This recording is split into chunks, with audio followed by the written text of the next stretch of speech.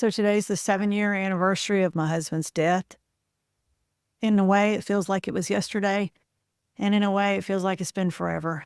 So for those of you who are new, I'll give you a little story, backstory about how all of this came about. And for those of you who have followed me for a while, today I'm just going to talk about some of the transitions and some of the changes that have taken place in my grief journey, and what things have changed and what things are still the same in the last 7 years. So let's talk about it.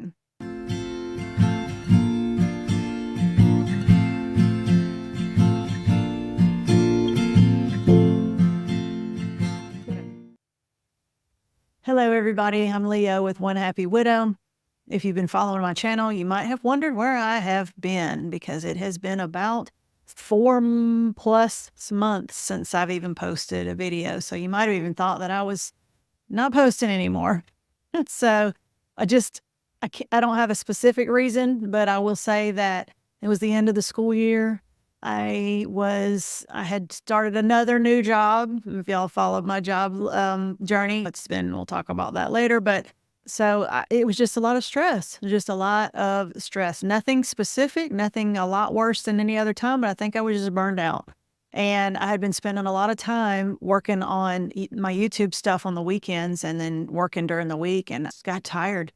And I was going through menopause and I needed to rest on the weekends, and I just didn't feel like making content on the weekends. And so a weekend turned into a couple weeks, turned into a month, turned into a couple months. And next thing you know, I'm like, wow, I don't think I've posted since like February or something. And here it is, June. So, but I am here and I'm back and I'm ready to hit the ground running, and I've got a lot of ideas for new content and new videos. So here we are. So I will tell you a little bit about how I became a widow for those of you who are new to the channel. And then I will just talk about that transition, just about basically how things have gone for the last 7 years. It seems so weird to even say 7 years. So for those who've not heard the story, I do have a couple of videos that go into a lot of detail about exactly what happened and how his death came about, and just the story of his illness. And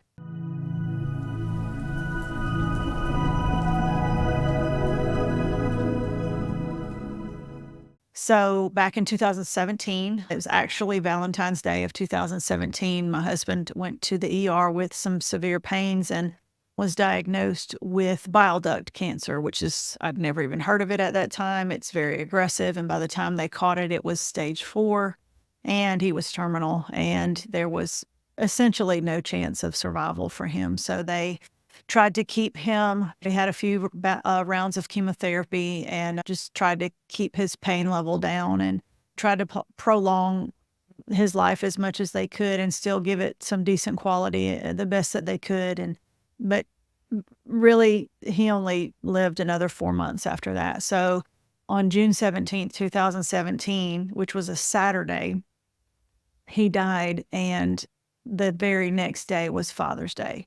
So June is a tough month for us regardless. June 10th is my anniversary. And so the year that he died, we celebrated our 17th wedding anniversary 1 week before he died. And then Father's Day, and then his death anniversary, which, always, Father's Day is never exactly the same day every year, but it's always sometime in that same week. And so June is a tough month. And then a year ago, this June, on the 23rd, my daughter, actually, my second daughter, her best childhood friend, passed away in a car accident. And so on top of losing her dad in June, she also lost her best friend last June. So that's just another thing added to the June-ness. So like I said, June is just a tough month. It's probably the toughest month for us. So anyway, I want to talk about how the grief has changed from how it affected my life and how it took over everything in the beginning, and then how it morphed and became just a part of me over the last 7 years, and then what grief for a widow looks like 7 years down the road and how it's looking like today.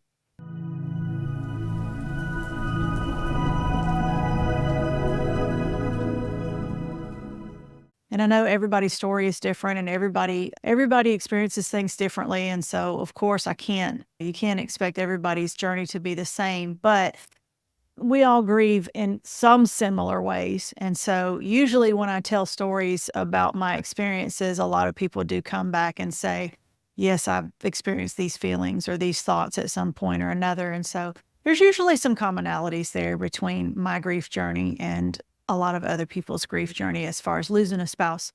But in the beginning, the grief it was tremendous. It was acute. It was all encompassing. It turned our life upside down 100%. Everything that we did, said, thought, felt was all based on the grief that we were experiencing at that time. And how the loss left this gaping hole in my life, not just physically, but mentally, spiritually, emotionally. And the hole was just, like I said, it was there, and it was the focal point of every single second of every day of my life. From the moment that he actually got sick, but then especially from the moment that he died, we had lots of very quick changes and transitions from anything from stemming from legal changes, having to probate estates and worry about there was some legal struggles with family members and things like that. There was financial struggles because we went from a 2-income household to a 1-income household, which was just me, and I was working full time. At the time, I had 4 children still at home. So all of my kids were still at home. So I was trying to finish raising my kids now by myself, also working full time, taking care of the house, the bills, everything. They say single mom, but really with us, it's more, we call it solo parenting, like a solo mom, because you don't even have that backup. You don't have the every other weekend send them over to dad's house and visitation and things like that. It's all you, everything that the kids need. So we had to find out our new normal. I had to find what my new normal was. And I still don't like that term, but it's the most appropriate, I think, because you've been a wife and that's your identity for 17 years. And then you have to figure out, well, what am I now? Am I still a wife? Did I used to be a wife and I'm not anymore? Or am I still a wife? Or how does that look? And how do you think of yourself? And how do you describe yourself? And how does it feel? Like you go suddenly from being a married person to being a not married person, like in the blink of an eye. And so that transition it's just hard. And on top of that, it's hard for your heart and your brain to reconcile the reality of your spouse being gone for real and gone forever. It takes a little while. Like your brain knows, like you can say the words, but your heart takes a while to catch up to the reality of what your brain already knows to be. Like you know it, but you just don't feel it yet. And so sometime in that 1 to 2 year period is when it takes a long time for your heart and your mind to reconcile. And so I think that's the biggest struggle for us, is just reconciling like the acceptance that this really is my life now and this is how things are going to be. And it's time to accept and then try to figure out how to live this new life without your spouse being a part of it every day. I had to develop new routines. I had to change a lot of expectations about how I thought my life was going to be and what to expect out of myself. I had to change a lot of expectations of what I expected the future to be. Like my whole future changed. I was on a trajectory to live this life on a certain path, and then suddenly that path is just not there anymore, and I'm standing in the middle of the woods with no direction. So I really had to create my own new path in life and try to figure out what that was going to look like. And there's a little bit of freedom and in knowing that you get to carve your own path, but it's a very lonely type of freedom because you're doing it by yourself. And you're trying to find your way and you're lonely and you don't have all the support that you had before. So it's just a lot of transitions. I've described it before as take your house and have somebody just pick it up and just turn it upside down and shake it all up and everything inside of it just gets all jumbled, and then turn it back over and set it down and then try to put your house back together. So that's pretty much what happens to your life when your spouse dies. Your heart, your mind, your soul, just everything. It affects everything about your life. And then on top of that, I had to handle the grief for the children. And this turned out to be a lot harder problem than I ever thought it was going to be. You don't know what to expect. And so you learn how to be a widow by doing. You're building the plane as you fly it, I guess you could say. And so nobody teaches you how to do it. There's no workbook or class or course on how to become a widow. The only way you know how to do it is you learn by doing. Same thing with parenting grieving kids. And I realize that now, and I even say it now, that raising grieving children has been the hardest part of my grief journey by far, because I was in control of my own grief. You can't really control how you feel, but you can control how you react, and you can control your actions and how you handle it and the things that you do for yourself. You have no control over how your kids feel and how they deal with their grief. And you have to, and on top of that, you're the person that has to figure out what support do they need, and then find that support for them, and then provide that support for them. Those are some big challenges. And so raising grieving kids was really tough for me, and it still is. Right at the time that your husband dies, the grief is very fresh. It's acute. The pain hurts. It's like a fresh cut.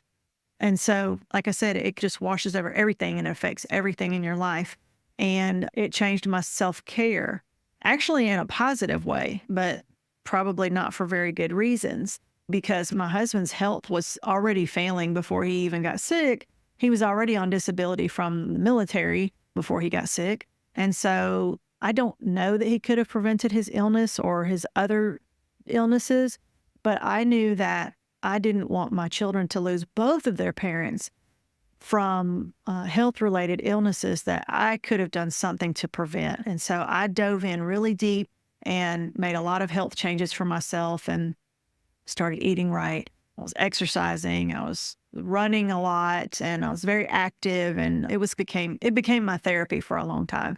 And so I lost a bunch of weight, probably lost 50 pounds, and got in really good shape. And at least physically, I was doing the best that I could to feel the best that I could, so I could be there for my kids in all the different ways, mentally, physically, and all those things.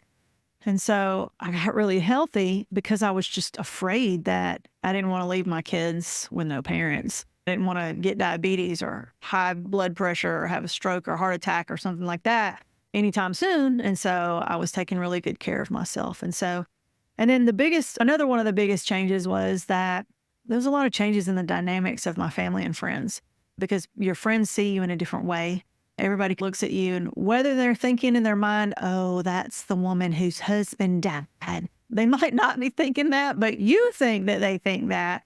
And so it's like this big elephant in the room. And it's really hard to just be the same person, because everybody's blessing your heart everywhere you go. And you just feel like that's how everybody sees you. And it's weird.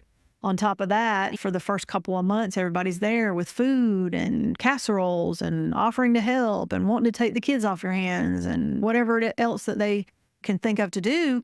And at the time, a lot of times you don't want that help. And then about the time when you start feeling like you might need the help, that's about the time when everybody they go about their merry way and get back to their life. And then after about 2 or 3 months, suddenly it's like you're by yourself. That help that was there, everybody was like, call me if you need me. You need anything?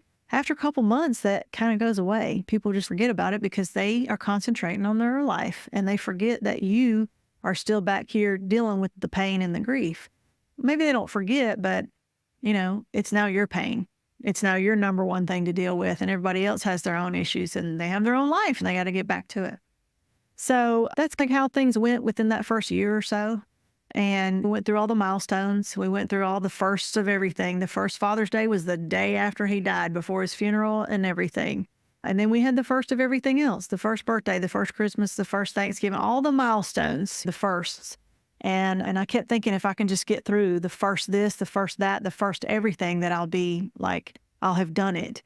But there's not, I don't know what I thought it was, but I did it. And then I just realized that all it was a cycle, that I had just completed a circle. And now I'm just on lap number 2.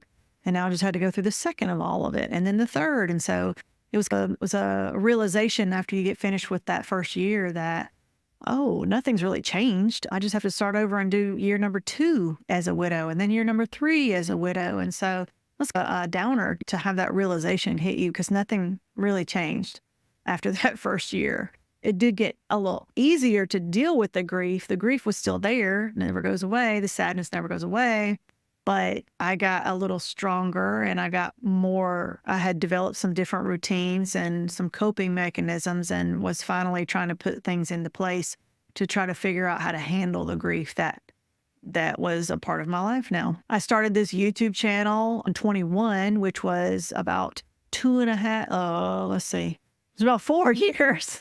I'm a math teacher, but I'm off the clock right now. Anyway, it was about 4 years after he died. And I just basically started it to share my story and my experiences because I felt like there might be other people out there who might be able to relate to a lot of the struggles that I had been having, and that I might be able to help some people just by sharing those experiences. And I'm still doing it. So here we are. We're like in the third year, 3.5 years later. And I did take a little hiatus for the past several months. But like I said, I'm back and I'll be posting regular videos from here on out. And I'll do a whole update on everything that's going on with me one-on-one. But I'll probably do that in a live session so that people can come in, they can ask questions, and just do a little catch up on people who've been following me for a while and my new job. And there's some changes still coming down the pipe that y'all don't know about that I'll share and all those kinds of things. So, but now I want to talk about, how does grief look now? How does grief look in my life on a day-to-day basis 7 years later? And what things are the same? What things are similar? What things are totally different? What kind of things, how has my life changed in the last 7 years? Because obviously 7 years is a long time. And, a lot of changes can happen in that amount of time. I've probably changed more in the last 7 years than I probably have in any given 7 years of my life, aside from maybe adolescence, like in my grown-up life. So I will talk about like the different aspects of how those things have changed. And give me just a second. I haven't talked this much nonstop in quite a while, so I have to get used to that again. But so, as I said before, I had 4 children still at home when my husband died, and now I have 1. So my oldest daughter is living across the country in California. She's 26 now. My second daughter is 22, and my son is now 19. My second daughter and my son now they don't live with me anymore, but they live close by, less than an hour away, but they live as roommates together. So they're renting an apartment together. They both work at the same place. They work at Starbucks together. And the older sister is actually his boss. And they're both in college full-time online for now. And so they're doing their thing. It was a rough transition, let me just tell you. My second daughter was probably struggled with me the most in that transition because she was 15 when her dad died and had just gotten her learner's license. And so her transition was probably the most volatile, I would have to say, especially in that first year or two after his death. Another big change that has happened in that time is that I am remarried. So if you followed me, I'm sure that you already know, but in 2019, I met and married a widower. And so that's something that we have in common. And we have now been married for 4.5 years. In November will be 5 years that we've been married. And so to some people, they say that means that I can't consider myself a widow anymore. Leave it up to interpretation. I still call myself a widow. He still calls himself a widower. The widowed experience it hasn't gone away because I've remarried. Getting remarried didn't bring my late husband back to life. It didn't give my kids back their dad. It didn't make the grief and sadness go away. It did not change the grief experiences and my loss. My loss is still my loss. And so all the widowed experiences that I had, I'm still having and still dealing with. But, some things have changed if I hadn't got remarried. Like I'm not the same kind of lonely that I was before because I have a spouse. And so I don't do things by myself, whereas a lot of people who are widowed and not remarried or not choosing to find love again and things like that, that there's a different type of dynamic, that there's probably a lot more loneliness or a different type of loneliness. And so some things have improved from being remarried. I have someone to share my grief with who understands what I'm going through because he's also lost a spouse. And so those things have helped as well. But I still consider myself widowed and I still consider myself grieving. I still miss my husband. I still feel the loss. I still am sad about the things that he's missed. And I still grieve the things that we never got to do that we had planned on doing. I still am sad about the fact that my kids don't get to have a dad and don't get to call him. And yesterday was Father's Day, and they didn't get to call him and wish him Happy Father's Day. Those types of things, those are still there, regardless of whether the fact that I got remarried or not. To be honest, I was trying to count up all the changes, like house changes and job changes and things that have happened in the last 7 years, and it was a little difficult. I'm actually about to start my 5th new job since my husband died, and I've always changed jobs a lot, but the reason why I changed jobs a lot before was because Dewey was in the military, and so we moved around a lot, and so I wasn't able to have the same job. But we finally moved to a place where I was able to, after he got out of the military and he was on disability, we moved to a place where I could teach and stay, and it was a great school, a great group of people that I worked with, and I really loved it. And so I was there for actually 4 years, but since then, with getting remarried, some of the job moves were from location, some were from just me having to be at home more because of my daughter and having to deal with her grief issues and things like that. So just a lot of different reasons. But the point is that since he's died, I have had 4 different jobs, and now I'm about to start my 5th different job starting in August when school starts. And I'll give you those details in another video. But so anyway, 5 jobs. I have moved twice. After Dewey died, we were in a rental when he died, and I built a new house, and we moved into the new house and lived there for a few years. And then when I got remarried, my husband moved into that house, but it was my house, and he moved in with me, and we wanted a place that we could call our house and wanted to move out of the subdivision and onto a piece of property. And so we sold that house and bought the house that we're in now. So we've been there for 3 years. And we live out in the country now. So we live on 7 acres, and we have 2 donkeys and 3 dogs, and we had some chickens and some pigs, and those didn't work out. We didn't like having chickens and pigs. So now our friends have the chickens and pigs, but we have the donkeys and the dogs, and we live the country life, and it's peaceful out here, and we like it. I've had several different cars. One of my cars got, totaled out, and I got a new car. First, my car got repossessed, and that was because it was in the different names that it was in, and I couldn't make the payments, and I was waiting on life insurance, and it was just a bunch of financial crap. So anyway, had to give that car over, got another car, wrecked it, totaled it, got another car, loved it, and loved the car that got wrecked, had a car that I just got just because, and then got a better car, and I also have a new grandson. And so I did not have him back then when my husband died, and he's 5 now. And so I went from being a solo mom, I went from being a married mom of 4 to a solo mom of 4. Then when I got married, then I had a blended family of 7 children. So my 4, his 3. And I went from having 1 grandchild to having 12 grandchildren, and now 13, because we just had another one in April. So now between the 2 of us, we have 13 grandchildren and 7 children. And so lots and lots of family, which is great to have lots of family, but it's also just a lot more responsibility and a lot more stress because somebody's life is always having a crisis. And remember, his kids lost their mom. And so their kids don't have a mom to celebrate Mother's Day with and those things. My kids don't have a dad to celebrate Father's Day with and those things. So all 7 of our children, are grieving the loss of a parent. And so that comes with its own challenges. Blending a family is never easy, no matter if it's a divorce from widowhood or from whatever. Blending a family is a struggle, but we're doing it and we're figuring it out day by day. Blending families is a challenge. And I mean, it is what it is. Like there's no way to make it perfect. It's just messy, and somebody's always going to have their feelings hurt for some reason or another, and we're just trying to navigate it the best we can. And on top of that, we got married in November of 2019, and you know what happened in January of 2020, and then you know what happened in March of 2020. Like the entire world shut down.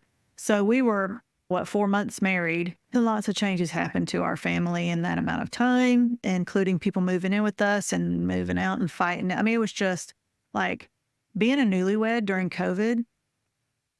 I would not recommend. 1 out of 10 would not recommend. But it was already in place, and so we dealt with it the best way that we could. But anyway, that was just another issue that we had to try to fit into our world of grief and growth and blending and figuring things out as we went along. So it's just the way that it goes. I had gotten real healthy and was working out. I was doing CrossFit and I was running a lot. I was doing aerobics and I was weight training, and I was like, man, I was looking good, feeling good physically.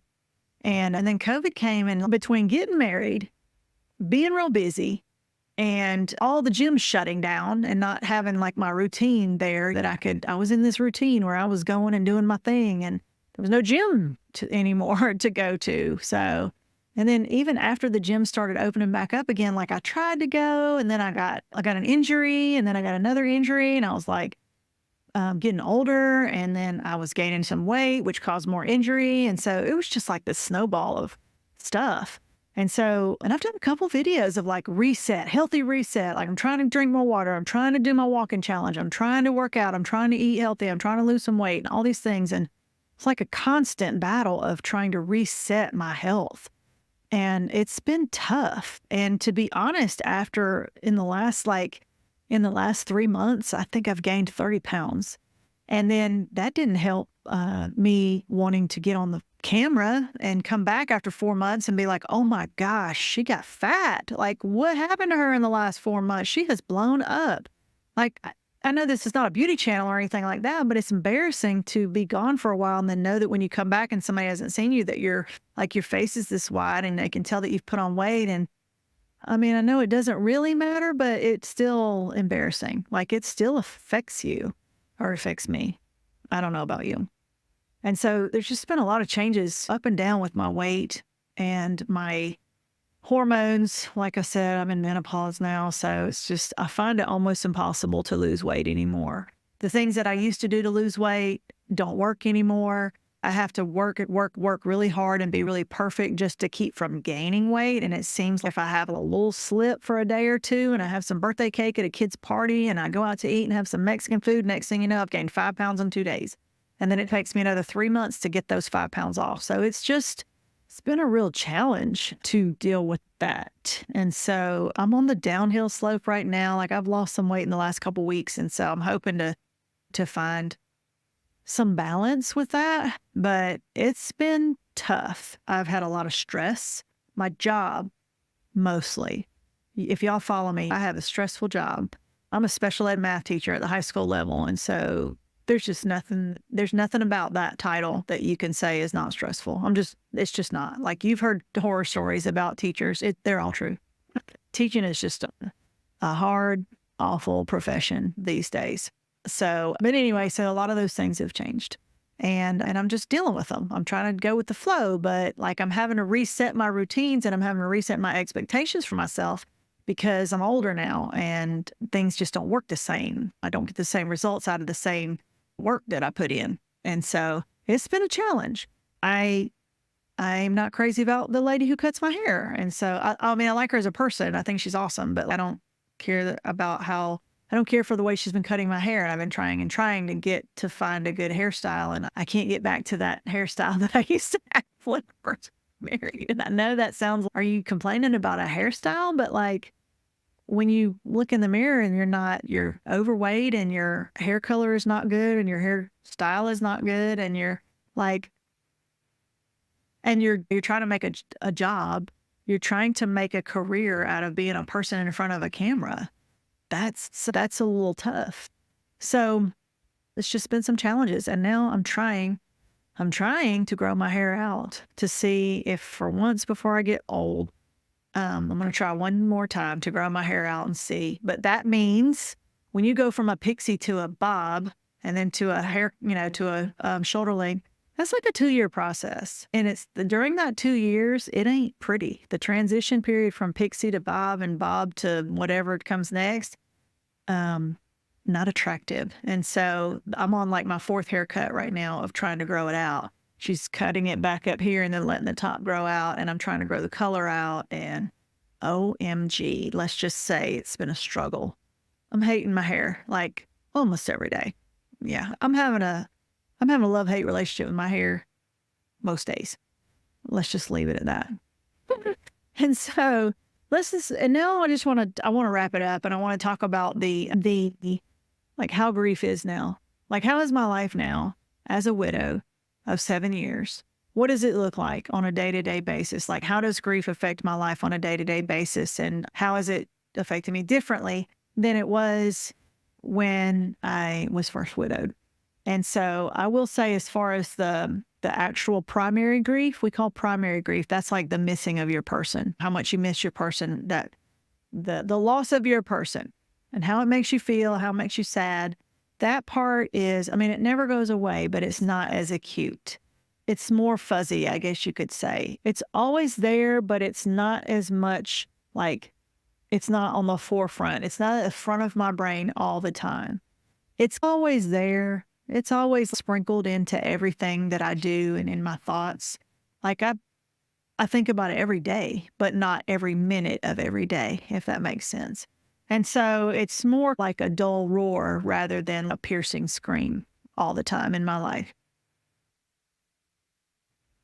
I still cry for various reasons over the loss, but I think the crying, it comes from different reasons now than it used to. In the beginning, you cry about everything, about the loss of everything. And now, most of the time when I cry, the triggers are from things like what my kids have lost, the opportunities and the experiences that they don't get, haven't gotten, and never will get from here on out. The things that he missed. He only got to see one of our kids graduate from high school. He did not get to see anybody get married. He didn't get to see any grandkids. He didn't get to see the three of them graduate from high school. He missed all the rest of the basketball games, all the teaching them how to drive, all that stuff. He missed all of that. And he even said many times that his purpose in life was to be a dad. Like, he even said to me, my purpose, like my reason for being on this earth is to be a dad. I was put on this earth to be a dad. That's what he said many times. And to have that taken from him before, like our youngest one had just turned 7, 2 months before he died. She's 14 now. So when I think about your life when you were 7. Think about back when you were 7 years old. How much do you remember from that? How much of your life do you remember from that? How much of your life do you remember from when you were 6? And I think about as she gets older and gets grown and starts living her adult life, how much is she going to remember about her dad? I'm sure she has some memories and she remembers him and she has some memories. But number one, she doesn't have very many because she was only 7 when he died. And number two, the memories that she has are not as clear. And the older that she gets, the more fuzzy I think they will be. She'll tell stories sometimes about, I remember one time when Daddy did this and this. And I'm thinking, yeah, no, that didn't happen. But I don't say that to her because she's created some of those memories from either ways that she wished that things happened or how her brain interpreted things that happened. And so if that's a good memory for her, I want her to be able to keep that and hold on to it. I don't cry as often and I don't cry for as long of a period of time anymore. So the triggers they're fewer and farther between, but now they seem to be like the same. I pretty much know when I'm going to be triggered by most things. And I will tell you what they are. Patriotic holidays, because my husband was a drill sergeant and he was in the Army and he was like the most patriotic man that I've ever met in my life. And so Memorial Day, Veterans Day, 4th of July, those types of holidays, even though they sound weird because they're not like major holidays, those are the ones that make me the most sad because they talk about our veterans and they talk about our military and thank you for your service and your sacrifice and all that stuff. And feel, okay, well, he sacrificed everything. He sacrificed his whole life for our country and gave up everything, not on purpose, but he sacrificed all. Some gave all and all gave some, and he gave all. And so that's really sad for me. So those types of things, like when we go to church on those days and we have those times, those are tough, triggering moments. Father's Day, yesterday at church for Father's Day, that was a triggering moment because they talked about honoring your dad and tell him you love him and all these things. And he's not there for my kids to say, Happy Father's Day, Dad. A few times over the years, my oldest one actually would text me and say Happy Father's Day to me because she said you've had to be mom and dad for the last however many years. And so she's done that a couple of times. And sometimes the memories of him feel more fuzzy. Like obviously I've still got pictures and videos that I can see, and those help keep those memories solid of him. But it's the farther along, like the longer you live without them, the more that time seems like it was so long ago and in the past. And so sometimes I just feel like I can't remember everything. And as time goes by, new information is coming into my brain and new memories are being made without him. And so the memories that I have of him that I don't get any new ones, like all I've got is all I've got. They're getting older and older and I'm getting older. And so it's sad to know that it's my job to keep his legacy and his memory alive. And I'm having a harder time doing that after 7 years than after 1 year or 2 years. So it does feel a little bit more fuzzy. But again, it's just something that's just a part of the rest of me now. Instead of I'm a widow that's doing all these things, I'm just a person who's doing all these things and who happens to be widowed. And that has been my goal this whole time. And because I can't take away the fact that I'm widowed and I'll never not be sad. And that's just a permanent part. So I just had to figure out how to live with the grief, but not let it consume me, not let it just take what life I have and make it miserable. If my husband he would have given anything to have more days on this earth, more life, longer life, more time with his kids and all those things.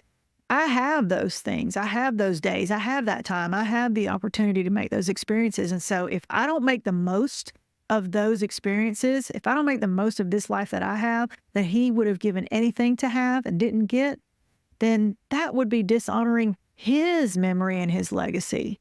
Because basically that's like when he died, it's almost like I died too. And so it's not right for me to do that. It's not right for me to squander this life and the ability to make new experiences and to find happiness and to laugh and to find the beauty in life and to provide experiences for my kids since they don't have experiences with dad. So I got to provide them now. Like I'm their only parent. And so I've got to be there for them and I've got to make sure that I have a relationship with my grandchildren and all those things. And so I feel like I'm doing that. I have a lot of stress, like I said, in my life, and some of it comes from blending my family. Some of it comes from raising grieving kids still. Some of it comes from my stressful job. But I'm trying to deal with it one thing at a time. And on top of that, grief just flavors everything like saltiness on top of everything. And so I'm just trying to figure out a way to incorporate it all in and not have it take over my life. And not have it be the focal point of my life. And so that's my main goal. And that's what I'm trying to do for myself, for my husband, and to be a good example for my children. And hopefully to try to help other people who might feel like, oh my gosh, my husband just died. And am I always going to feel this way? How is my life going to be? What am I going to do? How do I live without him? What do I do without him? I'm so lonely. How do I make friends? I don't know how to live without him. I don't know how to have a life without him because I never had a life without him. Or all those things that you might have felt or you might be feeling, those are all normal feelings and things that a lot of us have felt and thought and been through in early grief. And just to give you maybe a little bit of hope that it's not always going to be that hard. When you first go to the gym, everything's hard and everything hurts. And the more you go to the gym and lift weights, the stronger you get. And so the same exact weight that you saw on the first day that you couldn't even pick up, now years later might seem easy for you because you've gotten stronger, not because the weight changed, because it's the same. Just like the grief, the pain, the loss, it's the same. You just get stronger and more able to handle it. You figure out ways of handling it. You figure out ways of incorporating it into your life and finding out how to live with it and accept it and not feel as guilty about finding happiness.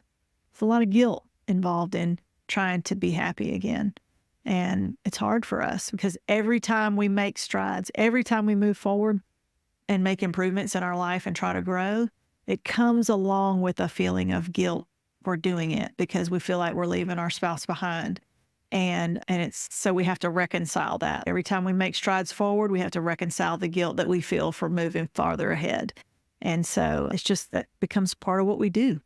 And so if you're wondering, is it always going to be this hard? Is it always going to feel this way? It's not. And it's never going to go away, but you can figure out how to put it into your life and figure out a way to live with it and be stronger from it and figure out ways how to handle it so that you control it more and it doesn't control you as much. And so hopefully that gives you a little bit of hope and just an insight on how things go and over several years' time, like long-term widowhood. And so I appreciate you watching this video with me. I do have a journal entry that if you would like some journal templates, if you'd like to start journaling, to me, that's a really great way of going through grief, especially in the beginning, so you can look back and see your growth. So I will put a link to that in the description below. It's onehappywidow.com/journal. It's free. Just download it, print it out. You can write down your journal pages. And I have a bunch of other resources I'm getting ready to put into place. So this summer, I'm going to be building up a lot of things that I've been holding off on for a while. So I've got some coaching opportunities about to open. I've got some community things that I'm going to be starting. And so just stay tuned for all of that and look for some more videos, probably a little bit more often than every 4 months. So thank you for tuning in, and I appreciate you watching. Hit that subscribe button and that notification bell if you want to be notified of the next videos, and we'll see you next time. Bye, guys.